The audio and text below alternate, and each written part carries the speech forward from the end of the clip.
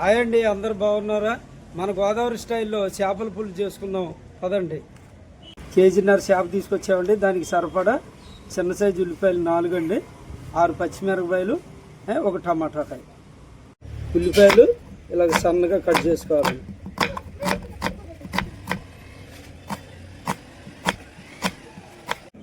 ఉల్లిపాయలు కట్ చేసుకున్నామండి. ఇప్పుడు వీటిని సన్నగా కట్ చేయకుండా కొద్దిగా అలా కట్ చేసుకొని ఇలాగ ఆపేయాలండి. ఇలాగ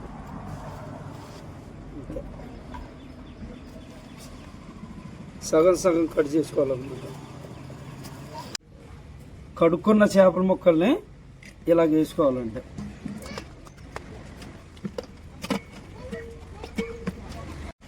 ముందుగా కొద్దిగా సరిపడంత చింతపండు, అంటే ఒక పెద్ద నిమ్మకాయ సైజు అంత చింతపండు ముందుగా ఇందులో వేసుకొని నానబెట్టుకుందామండి. ఇది పక్కన పెట్టుకుందామండి. ఇప్పుడు చేపల కూరలో ఏమేమి కావాలో పదార్థాలు వేసుకుందామండి. మనం ముందుగా కట్ చేసి పెట్టుకున్న ఉల్లిపాయలు వేసుకున్నామండి. తర్వాత పచ్చిమిరపకాయలు, తర్వాత సరిపోయినంత ఉప్పు,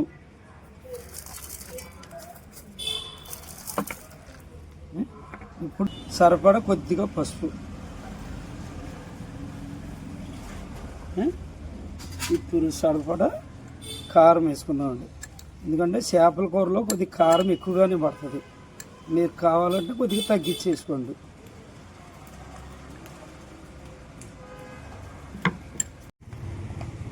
ఇప్పుడు ఆయిల్ వేసుకుందామండి. ఆయిల్ చేపల కూర కాబట్టి కొద్దిగా ఆయిల్ ఎక్కువగా పడుతుంది. ఇప్పుడు ఈ కారం, ఉప్పు, పసుపు అన్నీ వేసుకున్నాం కదండి. ఆయిల్ కూడా పోసాం. ఇప్పుడు అన్నిటినీ శుభ్రంగా ముక్కకు పట్టేలాగా కలుపుకుందామండి.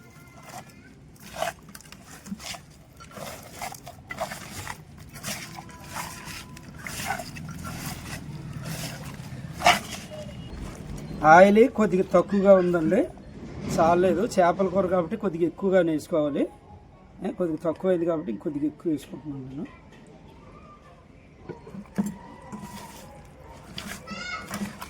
ఇందులో చేపల కూరలో మసాలాలు ఏమీ ఉండవండి. కేవలం మసాలా లేకుండా చేపల కర్రీ ఇది. ఉప్పు, కారం, పసుపు, పచ్చిమిర్చి, ఆనియన్ వేసుకున్నాం శుభ్రంగా. ఒక 5 నిమిషాలు ఇది పక్కన పెడదామండి. ఇప్పుడు చింతపండు శుభ్రంగా మనం కలుపుకున్నామండి. ముందుగా మనం చేపల కర్రీని ఇక్కడ పెట్టుకున్నాం కదండి పక్కన. శుభ్రంగా ఉప్పు, కారం అన్నీ శుభ్రంగా పెట్టింది.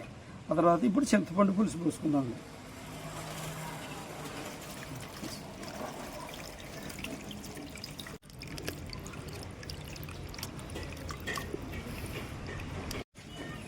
ఏమంటే చింతపండు పులుసు పోసాం. ఇప్పుడు ఒకసారి ఇలా కలుపుకోవాలండి. ఇందులో ఒక టమాటా పండుని, ఒక చిన్న కాయని మనం వాటర్లో వేసుకొని శుభ్రంగా ఇలాగా కలుపుకొని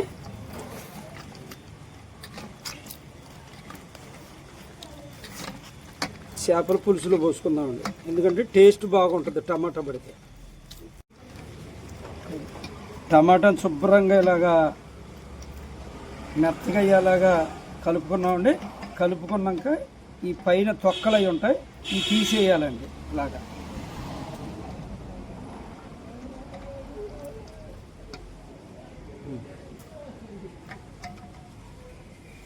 ఇప్పుడు ఖాళీ వాటర్ని ఇందులో వేసుకోవాలి. ఒకసారి మళ్ళీ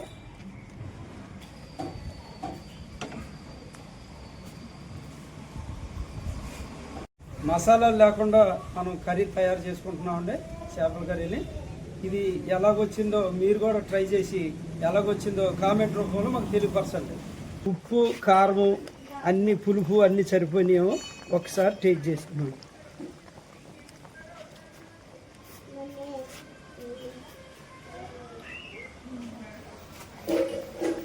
అన్నీ పర్ఫెక్ట్గా సరిపోయినాయండి.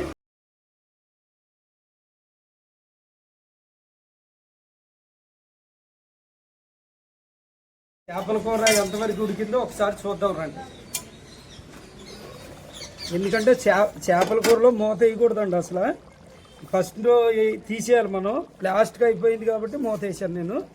ఇప్పుడు రెండో విషయం ఏంటంటే చేపల కూర చూడండి ఎలా ఉడుకుతుందో. మనం పులుసు పెట్టేశాక ఏదో కొంచెం ఉడికేసింది దించేద్దామంటే టేస్ట్ రాదండి.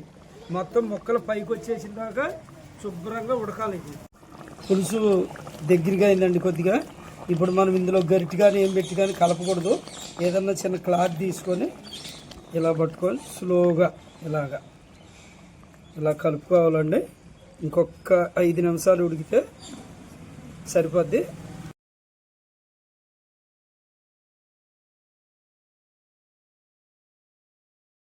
చేపల కూర అయితే రెడీ అయిపోయిందండి. కొద్దిగా కొత్తిమీర వేసుకుందాం.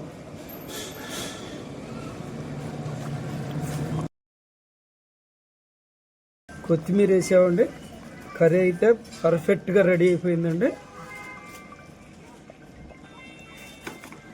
ఓకే అండి, ఉడికిపోయింది చేపల కూర.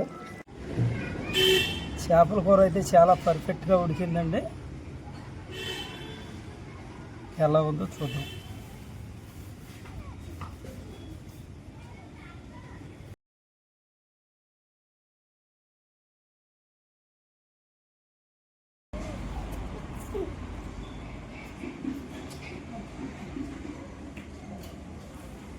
చాలా పర్ఫెక్ట్గా ఉందండి. మాకు ఉప్పు, కారం, చింతపండు అన్నీ పర్ఫెక్ట్గా సరిపోయినాయి. మీరు ఒకసారి ట్రై చేసి చూడండి, చాలా బాగుంది.